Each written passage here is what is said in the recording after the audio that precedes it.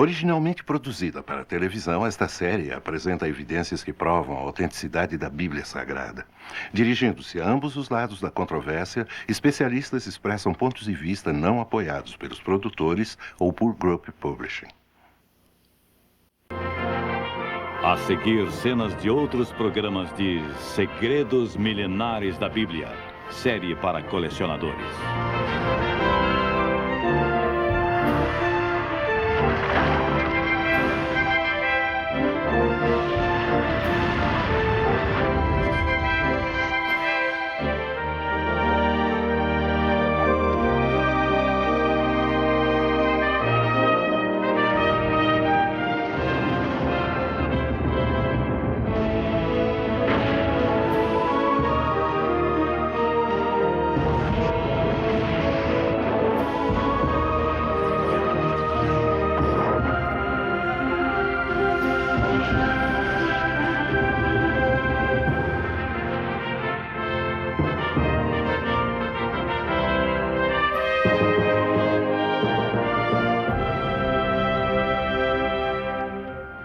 Viajaremos agora nas páginas do primeiro registro histórico contínuo da humanidade, o livro chamado A Bíblia Sagrada.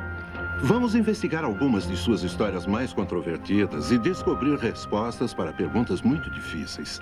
Será a Bíblia um relato confiável de intervenções milagrosas que salvam as pessoas de um destino iminente e da destruição? Ou será meramente uma coleção de lendas e mitos, como afirmam alguns críticos modernos?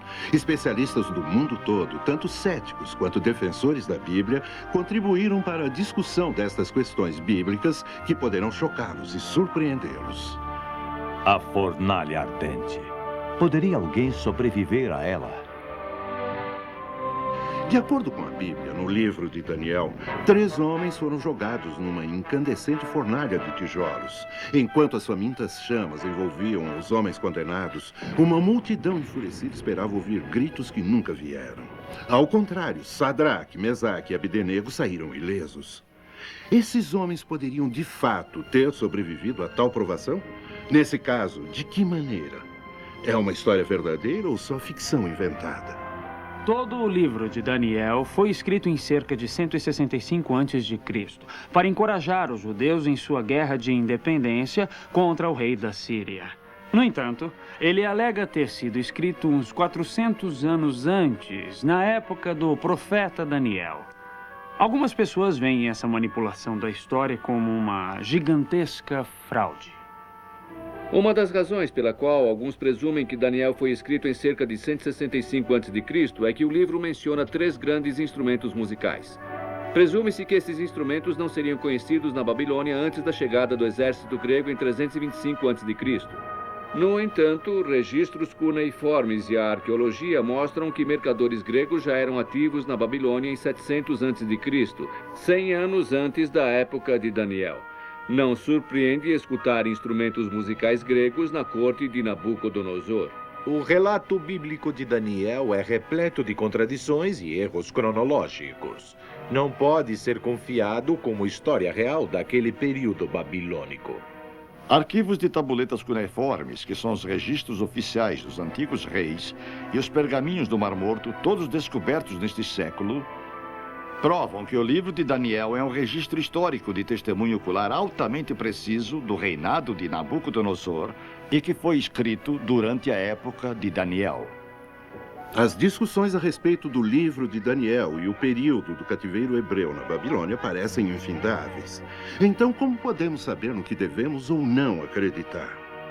Talvez a maneira mais fácil de testar o livro de Daniel, um dos livros mais controvertidos da Bíblia, seja examinar a história do livro mais difícil de se acreditar. A história de Sadraque, Mesaque e Abdenego na fornalha ardente. Foi em 605 a.C., durante a campanha de Nabucodonosor em Judá, que 4 jovens hebreus, Daniel, Sadraque, Mesaque e Abdenego, foram afastados de suas famílias e deportados para a Babilônia para trabalhar na corte do rei Nabucodonosor. Os jovens hebreus descobriram mundos com os quais jamais haviam sonhado e se tornaram membros da prestigiada corte dos intelectuais. Sabemos pela história que o reinado de Nabucodonosor era infestado com atentados e golpes no palácio e revoltas públicas. Pode ter sido um desses atentados que enredou Daniel e seus 3 amigos tão perigosamente. A cada ano que passava, os estranhos sonhos do rei o perturbavam quase à loucura. Esse sonho me assusta. Preciso saber o que significa. Chamem meus sábios, adivinhos e astrólogos.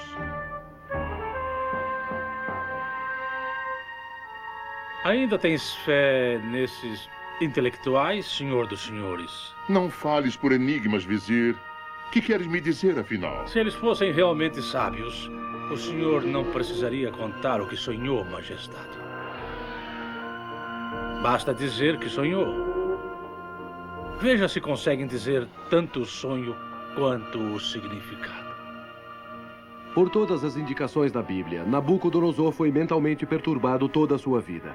Como muitos, ele era muito supersticioso e acreditava que seus sonhos eram tanto profecias quanto avisos. A Bíblia não é específica quanto aos detalhes da conspiração contra Daniel e seus amigos.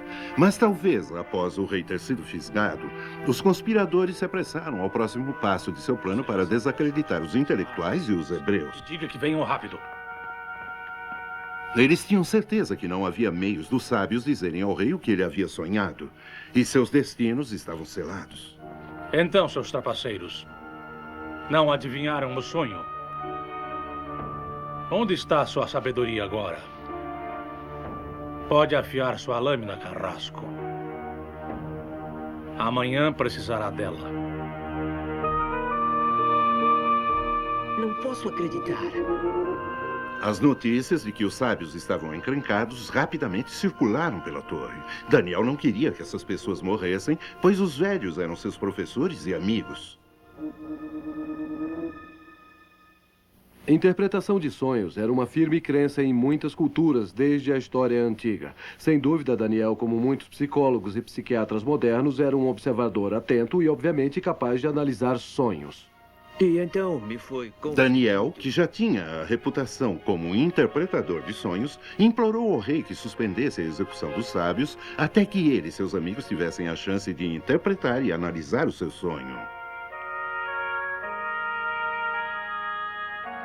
Então, quando Daniel contou ao rei seu sonho e seu significado com precisão, Nabucodonosor o promoveu a primeiro-ministro e colocou Sadraque, Mesaque e Abdenego como seus administradores na cidade da Babilônia. Além de ser nomeado primeiro-ministro, ele se tornou emissário-chefe do rei e oficial-chefe de seus 52 palácios. Após interpretar o sonho do rei, Daniel também ficou imune à punição por decreto real. Esses sábios hebreus são todos conectados. E quanto a nós, fomos todos afastados do ofício e os hebreus colocados em nossos lugares. Perderemos uma fortuna de fraude e suborno. O que vamos fazer? Isso pode nos destruir a todos. Não percamos a cabeça. Esses hebreus têm uma fraqueza que nos ajudará a vencer. Sua religião.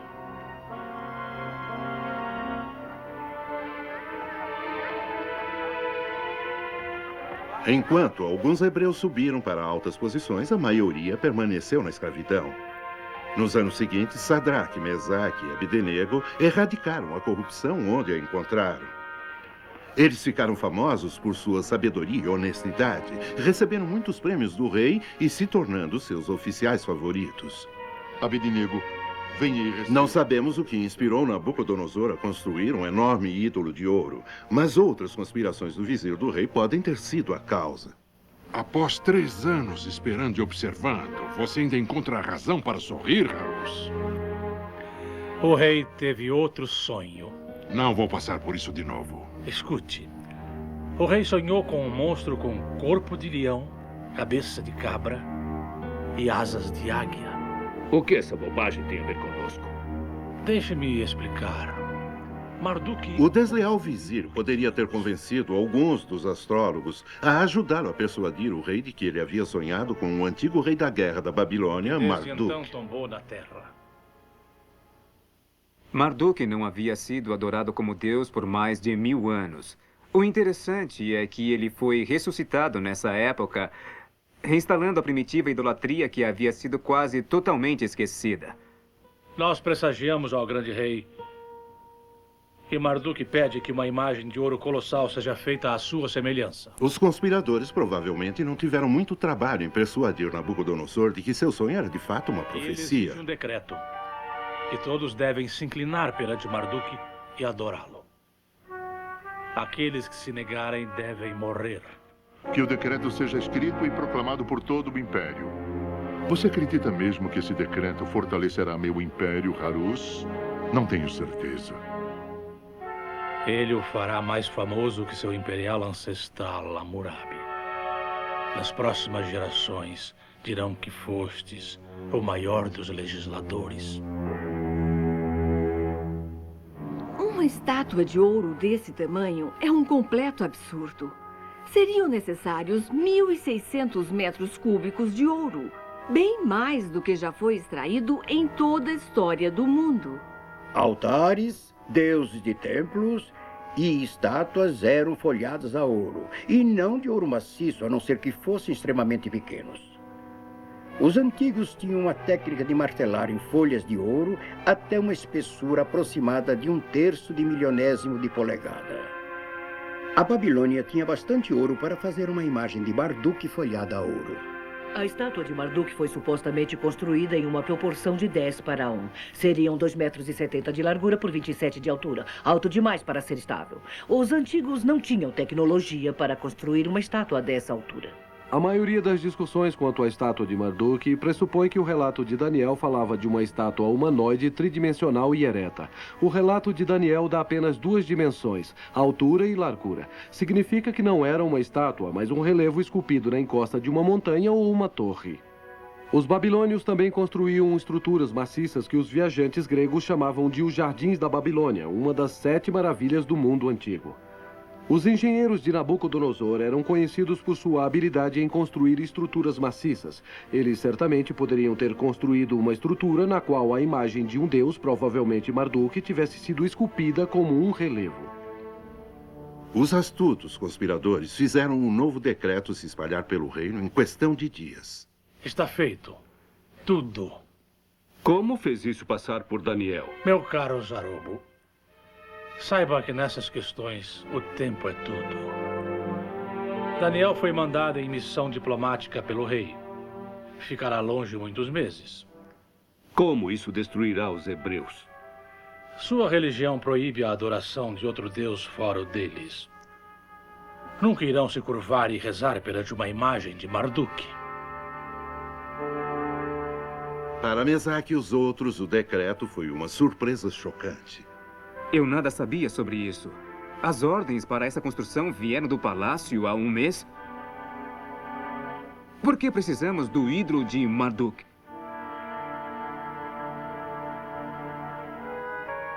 Nenhum de vocês soube disso antes?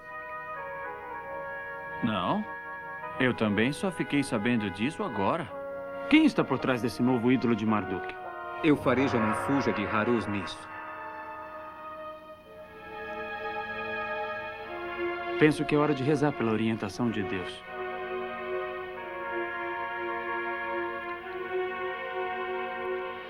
Com o selo do rei no decreto, agora os conspiradores não podiam estar mais felizes.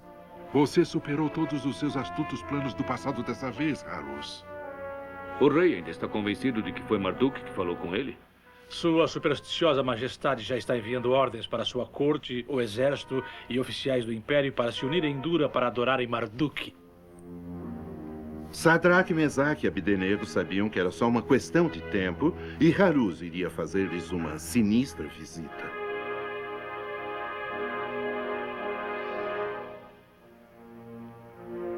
Mil perdões por essa interrupção, senhores.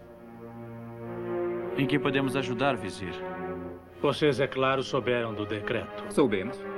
E estão preparados para virem comigo agora a se curvar e rezar para Marduk. Sabes muito bem, Harus, que nunca faríamos um ato tão obsceno e profano contra o nosso Deus. Então, devo dizer que vocês 3 estão presos por alta traição e sacrilégio. As duas partes mais frequentemente desafiadas da história referem-se à própria fornalha ardente e à real existência histórica dos três hebreus que a Bíblia chama de Sadraque, Mesaque e Abednego. Seres humanos não poderiam ter sobrevivido a um inferno tão intensamente quente. A Bíblia deve estar errada neste caso. Esse relato é verdadeiro. Cada detalhe do relato, do local dos ardentes fornos de tijolos perto da Babilônia, ao uso de Nabucodonosor dessas fornalhas ardentes como meio de castigo capital, foi confirmado arqueológica e historicamente. Não importa o quanto você queira acreditar na história de Sadraque, Mesaque e Abednego, não existe nenhuma evidência histórica provando que eram pessoas reais. Nunca houve evidência certificada ou autenticada de um homem chamado Daniel. Parece mais provável que seja um conto folclórico que os hebreus contavam durante o seu cativeiro para levantarem sua moral. Depois foi passado adiante em sua tradição oral. Em 1956, com a publicação de algumas tabuletas cuneiformes agora expostas no Museu Britânico, soubemos que, há uns 593 a.C., ocorreu uma revolta contra Nabucodonosor. Esta revolta oferece uma explicação natural para a reunião na planície de Dura, descrita em Daniel capítulo 3. Para garantir a lealdade de seus oficiais de governo, ele os fez jurar fidelidade à sua grande imagem. Mais provas desse juramento de lealdade vêm de um prisma de argila de 5 lados, desenterrado na Babilônia e agora exposto no Museu de Istambul. Essa lista é dividida em grupos por títulos e nela encontramos o nome de Ardinabo, secretário do príncipe herdeiro. Um excelente trabalho de investigação linguística prova que é uma forma alternativa de Abednego ou Abednego bíblico. A seguir é Nuno, descrito como chefe dos mercadores reais. Essa é uma variação de Ananias, o nome hebreu de Sidraque. Em seguida, encontramos o nome de Misael Marduk, outro oficial de Nabucodonosor. Se parte do nome de Marduk, o deus pagão da Babilônia, for cortado do nome desse homem, ficamos com o nome de Mesaque, o amigo de Sadraque. O interessante é que o nome de Daniel não está no prisma, sugerindo que ele não estava a serviço na época, como indica a Bíblia. O antigo prisma de argila contém provas conclusivas de que Sadraque, Mesaque e Abednego estavam lá, ocupando posições administrativas sobre o rei Nabucodonosor. Da maneira pela qual o decreto foi escrito, nem mesmo o rei poderia perdoar a blasfêmia contra o deus Marduk. E isso o preocupava muito, mas a aparente desobediência de seus ministros favoritos o aborrecia ainda mais. Vocês me serviram com lealdade por muitos anos. Pensei que me amassem como eu os amo. Por que agora preferem me desobedecer? Nós o amamos, grande rei, mas amamos mais a nosso Deus. Suas palavras me provocam uma raiva amarga. Nada mais diremos, majestade. Não o ofenderemos mais. Sabem que a pena por traição é morte no fogo. Se forem condenados, esse seu Deus os salvará? Está escrito em nossas escrituras que se nosso Deus quiser, seremos salvos do fogo. Basta! Marduk é Deus e eu sou seu rei. Suas palavras os condenaram. Que assim seja.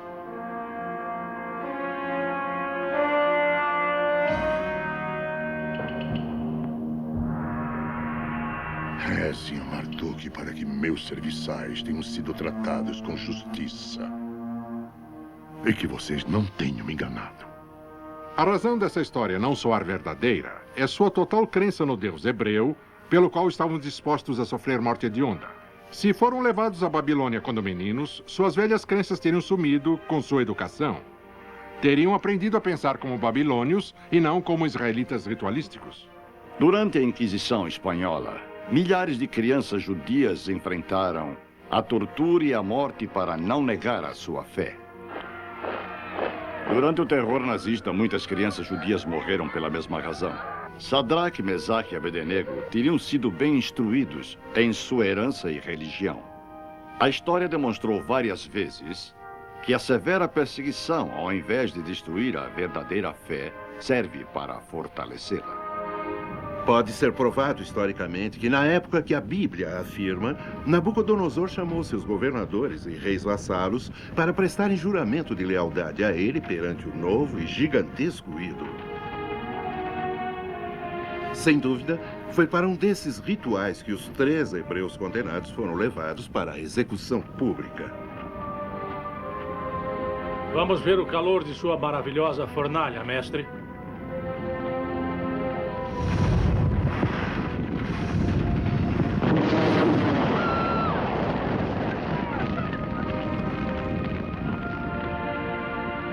Genial. De fato, Harus, você se superou.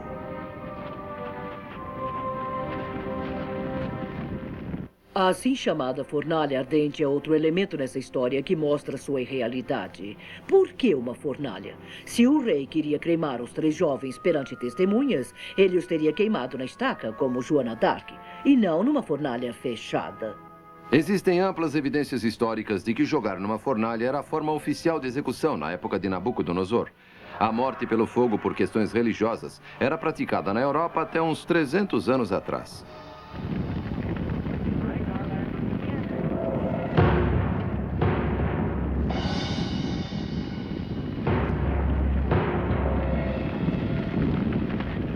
A fornalha era tão quente, 7 vezes mais do que a sua temperatura normal, que os soldados que jogaram os hebreus nela foram mortos pelo calor. O assunto da fornalha ardente não soa como verdade nessa história. Primeiro, as fornalhas usadas para converter minério em metal teriam sido bem pequenas, não grandes o suficiente para jogar um homem dentro, muito menos 3. Segundo, enquanto as fornalhas para queimar tijolos daquele tempo eram capazes de imenso calor, elas eram geralmente muito pequenas devido ao limitado suprimento de oxigênio para queimar o combustível. Finalmente, se a fornalha da Bíblia lançou chamas que mataram vários soldados, não haveria hipótese de 3 homens terem sobrevivido ao intenso calor. A descrição bíblica deixa muito claro que a fornalha ardente era de tijolos. No Iraque do Norte, com base em tabuletas cuneiformes, encontramos evidências arqueológicas das fornalhas de tijolos de Nabucodonosor, que eram do tamanho de um quarteirão, usadas para fazer tijolos vitrificados com vidros azuis, verdes e amarelos para o seu portal na Babilônia. Esse é um pequeno fragmento de tijolo da Babilônia, da antiga fornalha de Nabucodonosor. Foi cozido em tão alta temperatura que a própria argila ficou como vidro. A fornalha era extremamente quente devido ao combustível de piche e enxofre que eram soprados por foles para se obter mais chama e calor. Então, os vidros coloridos eram queimados a uma temperatura ainda maior. Para saber mais sobre a construção e o funcionamento das antigas fornalhas de tijolo, fomos ao Dr. Ron Charles, arqueólogo, historiador e engenheiro, que projetou 2 fornalhas semelhantes para a companhia Owens Corning. Apesar de Deus poder ter salvo o trio hebreu da maneira que quisesse, o Dr. Charles sugere como ele poderia ter feito. Aqui no computador temos a reprodução arquitetônica do forno de tijolo da fornalha ardente baseada em achados arqueológicos e informações descritivas da Bíblia. A altura total desse forno de 2 andares, daqui até aqui, era de uns 10 metros, com 6 metros sendo a área da câmara de fogo e uns 4 metros sendo a câmara de cozimento de tijolos. Essa última câmara é de especial interesse.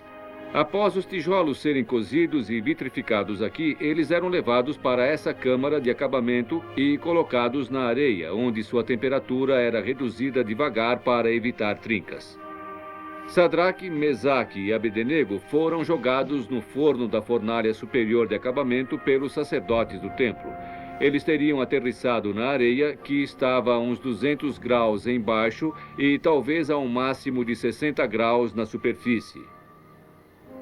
Foi nessa câmara que o rei mandou seus soldados aumentarem o calor 7 vezes a sua temperatura normal para matar o trio.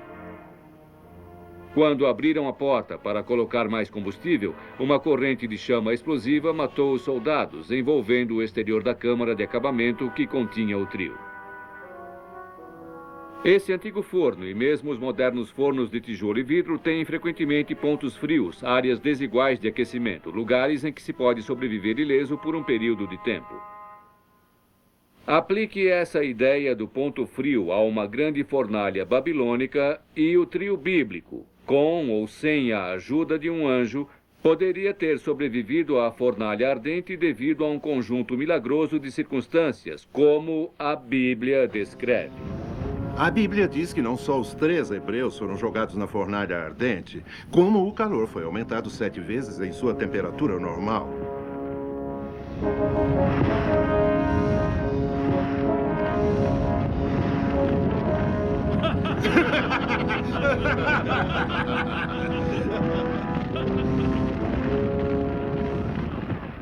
Finalmente, quando o rei mandou que as portas fossem abertas, um grande grito de choque irrompeu das testemunhas do local.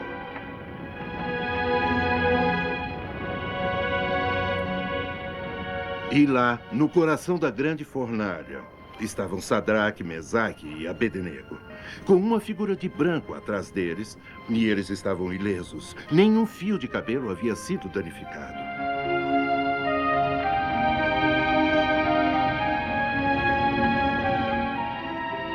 Naquele instante, o rei sabia que o milagre tinha sido feito pelo Deus dos Hebreus.